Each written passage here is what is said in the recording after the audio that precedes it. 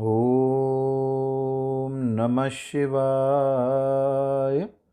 श्री शिव महापुराण रुद्र संहिता कुमारखंड 11वां अध्याय।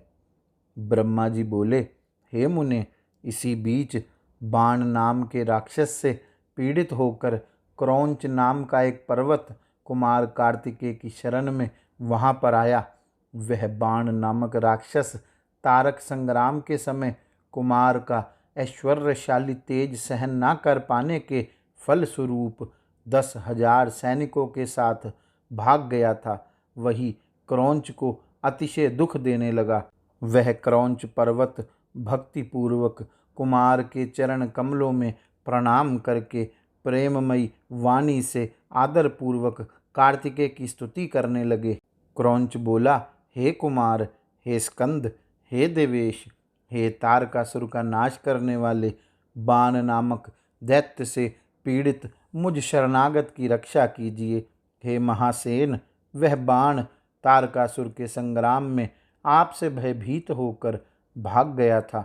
हे नाथ, हे करुणाकर, वह आकर अब मुझे पीड़ित कर रहा है। हे देवेश, उसी बाण से पीड़ित होकर अत्यंत दुखित मैं भागता हुआ आपकी शरण में आया हूँ। हे शरजनमन, दया कीजिए। हे विभो, उस बाण नामक राक्षस का नाश कीजिए और मुझे सुखी कीजिए। आप विशेष रूप से दैत्यों को मारने वाले देवरक्षक तथा स्वराट हैं। ब्रह्मा जी बोले, जब क्रौंच ने इस प्रकार कुमार की स्तुति की, तब भक्त पालक वे कार्तिकेय प्रसन्न हुए और उन्होंने हाथ में अपनी अनुपम शक्ति लेकर मन में शिव जी का स्मरण किया। इसके बाद उन शिव पुत्र ने बाण को लक्ष्य करके उसे छोड़ दिया। उससे महान शब्द हुआ और आकाश एवं 10 दिशाएं प्रज्वलित हो उठी। हे मुने, क्षण मात्र में ही सेना सहित उस असुर को जलाकर वह परम शक्ति पुनः कुमार के पास लौट आई।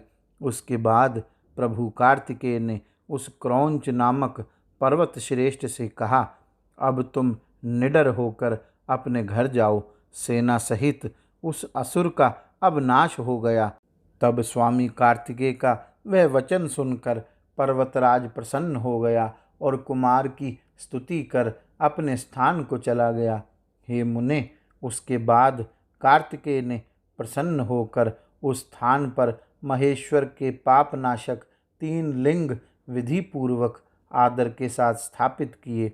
उन तीनों लिंगों में प्रथम का नाम प्रतिज्ञेश्वर, दूसरे का नाम कपालेश्वर और तीसरे का नाम कुमारेश्वर है। ये तीनों सभी सिद्धियां देने वाले हैं। इसके बाद उन सर्वेश्वर ने वहीं पर जय स्तंभ के सन्निकट स्तंभेश्वर नामक लिंग को प्रसन्नतापूर्वक स्थापित किया। इसके बाद वहीं पर विष्णु आदि सभी देवगणों ने भी प्रसन्नतापूर्वक देवाधिदेव शिव के लिंग की स्थापना की। वहाँ पर स्थापित उन सभी लिंगों की बड़ी विचित्र महिमा है, जो संपूर्ण कामनाओं को प्रदान करने वाली तथा भक्ति करने वालों को मोक्ष प्रदान करने वाली है। तब प्रसन्नचित वाले विष्णु आदि समस्त देवगण कार्तिकेय को आगे कर कैलाश पर्वत पर जाने का विचार करने लगे। उसी समय शेष का कुमुद नामक पुत्र दैत्यों से पीड़ित होकर कुमार की शरण में आया। प्रलंभ नामक प्रबल असुर, जो इसी युद्ध से भाग गया था, वह तारकासुर का अनुगामी वहां उपद्रव करने लगा। नागराज शेष का वह कुमुद नामक पुत्र अत्यंत महान था, जो कुमार की शरण में प्राप्त होकर उन गिरिजापति पुत्र की स्तुति करने लगा।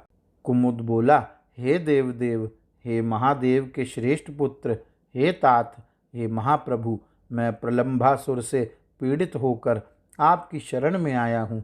हे कुमार, हे स्कंद, हे देवेश, हे तारक शत्रु, हे महाप्रभु, आप प्रलंभासुर से पीड़ित हुए मुझ शरणागत की रक्षा कीजिए। आप दीनबंधु, करुणा सागर, भक्तवत्सल, दुष्टों को दंडित करने वाले, शरणदाता तथा सज्जनों की गति हैं। जब कुमुद ने इस प्रकार स्तुति की, तथा दैत्य के वध के लिए निवेदन किया, तब उन्होंने शंकर के चरण कमलों का ध्यान कर अपनी शक्ति हाथ में ली। गिरिजा पुत्र ने प्रलंब को लक्ष्य करके शक्ति छोड़ी। उस समय महान शब्द हुआ और सभी दिशाएं और आकाश जलने लगे। अद्भुत कर्म करने वाली वह शक्ति 10,000 सेनाओं सहित उस प्रलंब को शीघ्र जलाकर कार्तिकेय के पास सहसा आ गई। तदंतर कुमार ने शेष पुत्र कुमुद से कहा, वह असुर अपने अनुचरों के सहित मार डाला गया, अब तुम निडर होकर अपने घर जाओ। तब नागराज का पुत्र कुमुद कुमार का वह वचन सुनकर उनकी स्तुति कर उन्हें प्रणाम करके प्रसन्न होकर पाताल लोक को चला गया। हे मुनीश्वर, इस प्रकार मैंने आपसे कुमार की विजय, उनके चरित्र तथा परमाश्चर्य कारक तारक वध का वर्णन कर दिया। यह आख्यान संपूर्ण पापों को दूर करने वाला, दिव्य तथा मनुष्यों की समस्त कामनाओं को पूर्ण करने वाला, धन्य यशस्वी बनाने वाला, आयु को बढ़ाने वाला और सज्जनों को भोग तथा मुक्ति प्रदान करने वाला है। जो मनुष्य कुमार के इस दिव्य चरित्र का कीर्तन करते हैं, वे महान यश वाले तथा महाभाग्य से युक्त होते हैं और अंत में शिवलोक को जाते हैं। जो मनुष्य श्रद्धा और भक्ति के साथ उनकी इस कीर्ति को सुनेंगे, वे इस लोक में परम सुख को भोग कर अंत में दिव्य मुक्ति प्राप्त करेंगे। इस प्रकार श्री शिव महापुराण के अंतर्गत द्वितीय रुद्र संहिता के चतुर्थ कुमार खंड में बाण प्रलंब वध तथा कुमार विजय वर्णन नामक 11वां अध्याय पूर्ण हुआ। गौरी शंकर भगवान की जय। ओम नमः शिवाय।